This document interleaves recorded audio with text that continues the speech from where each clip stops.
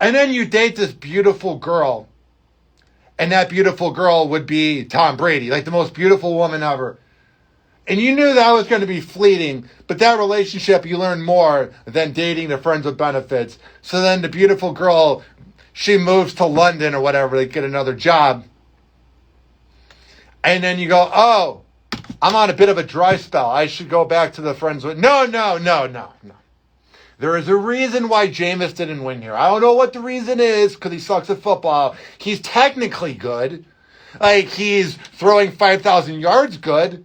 Like, he's better than we'll ever be good. Like, he's making millions in the NFL good. You know what I'm saying? But he sucks. He had all the years to be good, and he wasn't. He had all the time to get good, and he never became good.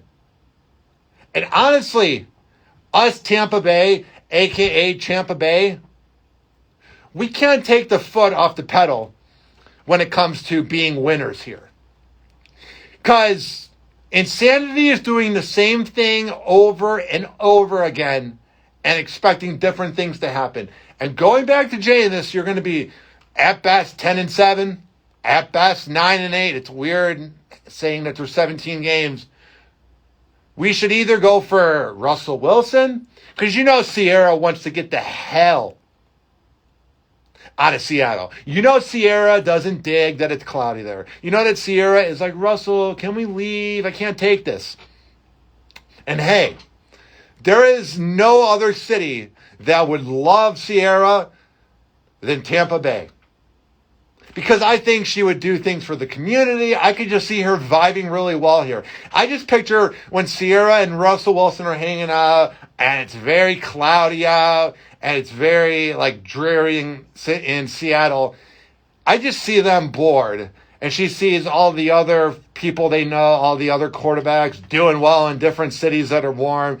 And Sierra's like, Russell, are we going to be here forever? I mean, come on now. But here's the overall good part about what's going on with the Tampa Bay Buccaneers is any other team that would lose Tom Brady last minute, any other team would use the word rebuild. Any other team that would lose Tom Brady like that when you didn't expect to lose him, they would go into panic mode. But not the Tampa Bay Buccaneers. Tom Brady brought to this area a winning mentality and also overpriced protein powder.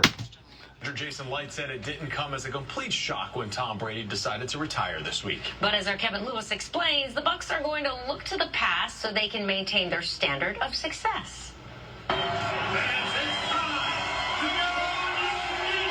After one of the biggest free agent signings in league history, the Bucs know it won't be easy to even come close to an encore. You're not going to find another Tom Brady. You don't say. But you can find a good player, and you can develop good players. Bucs GM Jason Light said Tom Brady will still be around the Bucs locker room, even if he isn't actually in the Bucs locker room. Everyone will step up, and they've learned throughout the last couple of years how to do that. That's nice to say in theory that, because Tom Brady brought the winning attitude to Tampa, that it's just going to ooze over for centuries to come. That's a nice thought. But look at what happened to the Yankees after they lost Derek Jeter.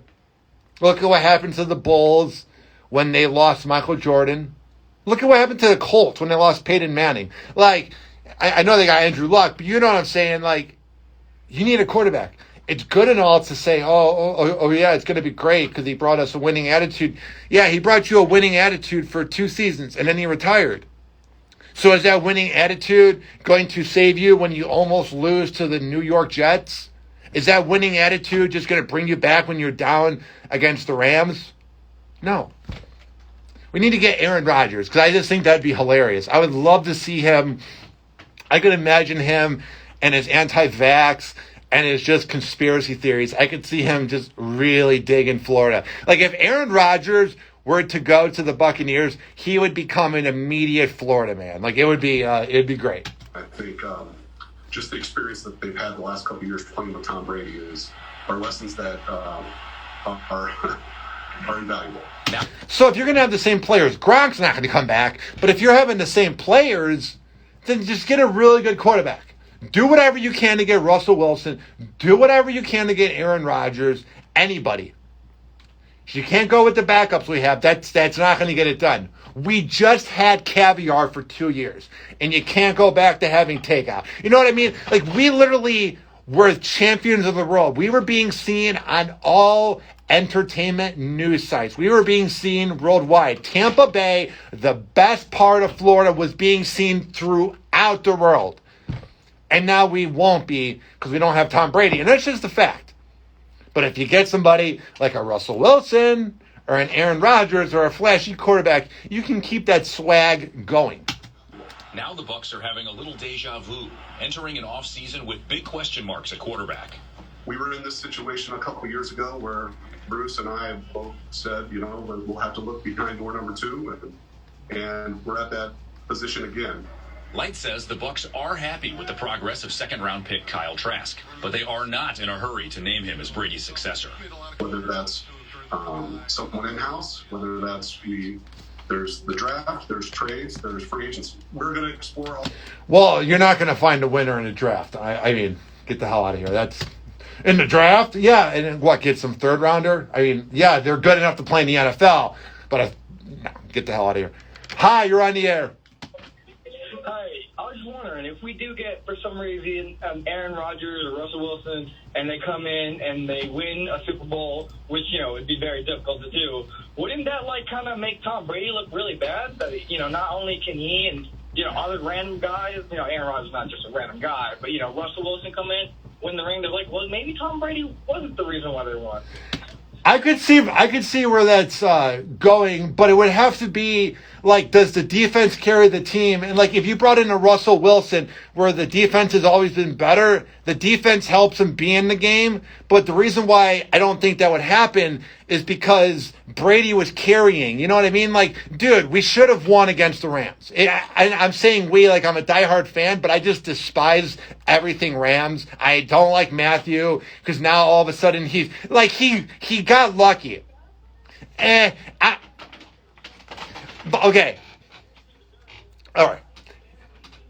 Okay. So I'm a Bears fan, so I hate the Lions. But here's where he drives me nuts. Is the fact that he just kind of got lucky in a postseason. Cooper Kupp saved them against the Bucs, and I get that any given Sunday a win is a win. I'm not taking that away from him, but he also beat Jimmy Garoppolo, who has no fundamentals. Jimmy Garoppolo could be great. Jimmy Garoppolo played against my rival high school because I'm from the same town as him, and he put up 50 points 12 years ago. Jimmy Garoppolo is a baller, but Matthew got lucky beating him. If he wins this Super Bowl, then I think he's an immediate Hall of Famer. But I just see it as if he doesn't win this, then we kind of have to say he got lucky this postseason. He had great moments, but if he gets crushed by the Bengals, he's really not that different than when he was on the Lions, if that makes sense. Last era. Yeah. Legend. Well, Aaron Rodgers, but he's barely on them. But who is the next guy?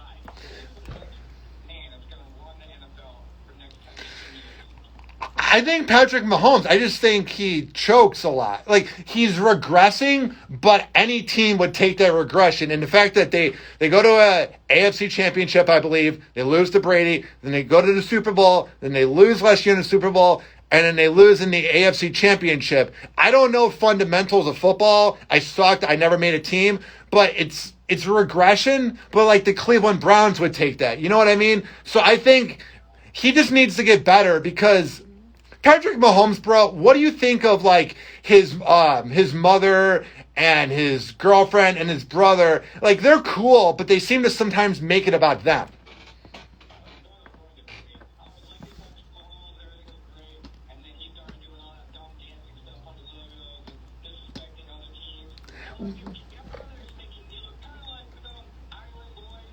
Yeah.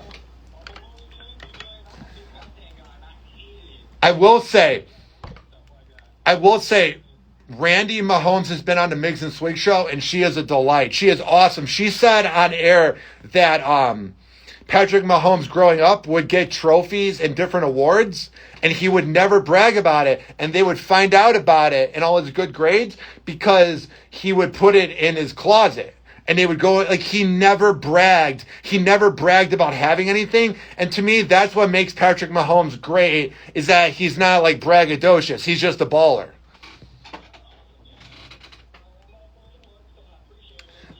Thanks, bro. All right, thanks, homie. Hi, you're on the air. What's happening? Hey, I want to give a big shout out to Mike O for releasing some Tool tickets for me and my cousin. How was that show? What's it like going to a concert where every song is like 7 minutes? Well, they're awesome band. Can I ask you a technical question since you're a young man? Yeah, what's happening? So they sent me the link. But I'm trying to get on Ticketmaster. I put my I'm trying to like score the tickets that Mike was very generous to give me. Yes. Yeah.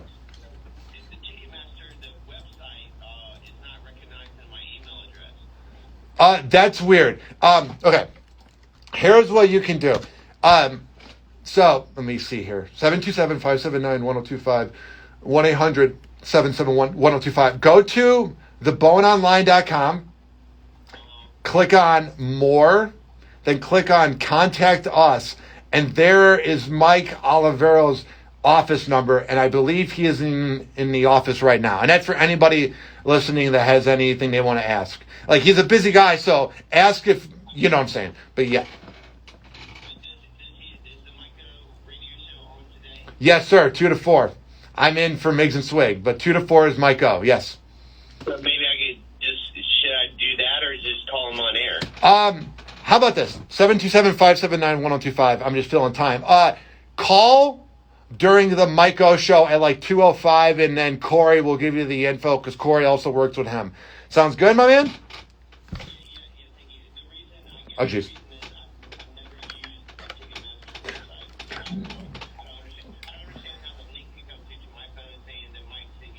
Listen, if you think you don't know what you're doing, I know less, my man. Like, I don't want to give you or the listeners false info, so reach out to the Mike Olivero and the Corey Cardinal, and they will have the info. Thank you. Yeah, I don't want to, like, give, like, the wrong info, and then he's there, he's like, Hoppy's the reason I didn't see Tool. Hi, you're on the air. Hey. What's happening? Oh, not much. I think the Bucks. No disrespect, Brady. He's definitely the best. Yeah. I think your team. Nothing against the Bucks. I'm not a Bucks fan. Me neither, bro. There's way too many holes. The defense, the big names. They stuck around for Brady. I don't think you're going to get that command out of an offense coming out of the huddle when those people see that guy going in there. I mean, if that team didn't have Brady, I don't think. Bro, you know what was funny? Al Keck said it while his show was on 102.5 The Bone during the season, but I didn't hear anybody else talking about it, and he was spot on since the beginning, being the fact that secondary ruined everything, dude. How about the fact that they made the Jets, and it might have been the Panthers this year? All these bad quarterbacks looked like ballers. Heineke over the years has looked good. I knew that. Yeah. Yeah. Maybe not the one type of receiver, but all around the best receiver in the league, and you leave him single coverage, no zone, no safety on top of him, and your corners. I mean, he's got a bird all game, and he's one-on-one with the best receiver in the league, and that was to throw a 50-yarder that pretty much sealed the game. Do you play Madden? Do you play any of the Madden games? Well, I'm the opposite. I have no coordination, so I will compare this to Madden and then allow you to compare it to your real life of playing. But for me, there was no worse feeling than when I knew I wasn't good at playing defense. I was good on offense, but I had a hard time with defense, and I had this one friend. Every time my friend played, he threw a bomb down the field. And like, I'm not going to compare Madden to the game, but there is that crushing feeling where you know that like you're not going to, yeah, that, you know that the Hail Mary is going to happen every time. For you, over the years, yeah. Oh, yeah.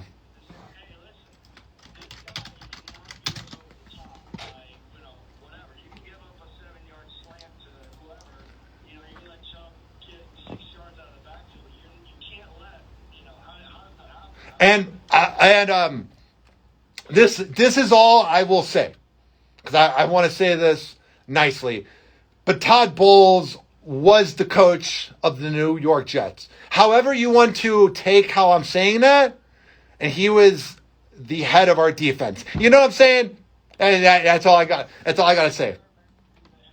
I'm not saying he's not meant to be. I'm not saying he's meant to be. I'm just saying he was the coach of the Jets. Thank you for the call. 727-579-1025 and 1-800-771-1025.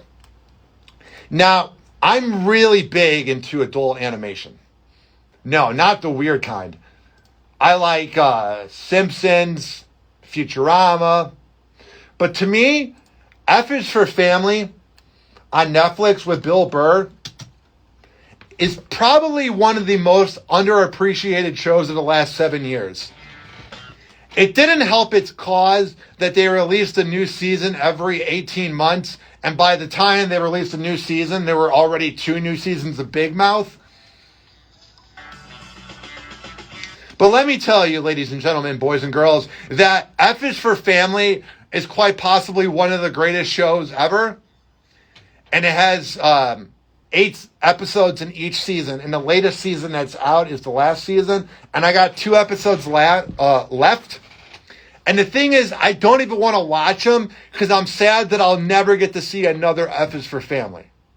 I don't know if you've ever had that with your favorite show that you're binge watching.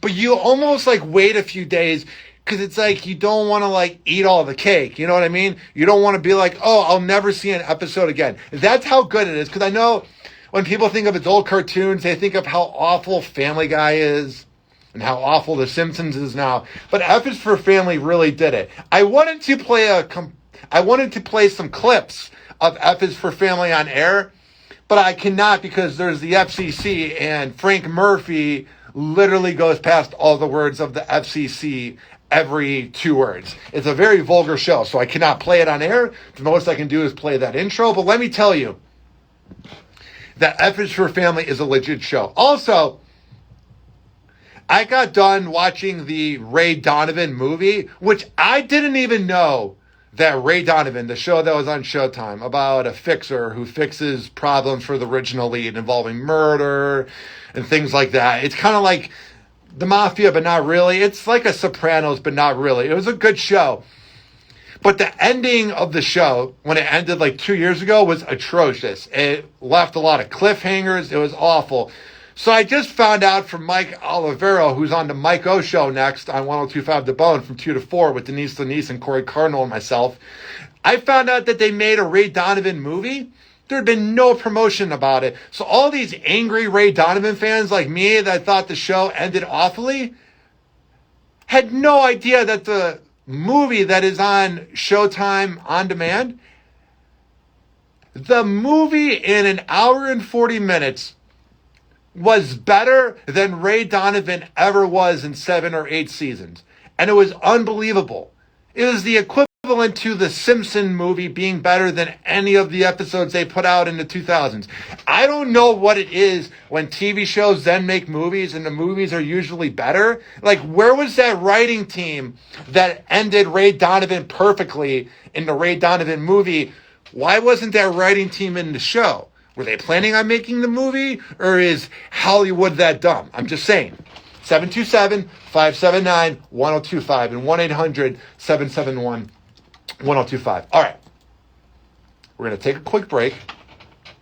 And I'm going to tell you, ladies and gentlemen, boys and girls, about the time I had this week walking down 4th Street.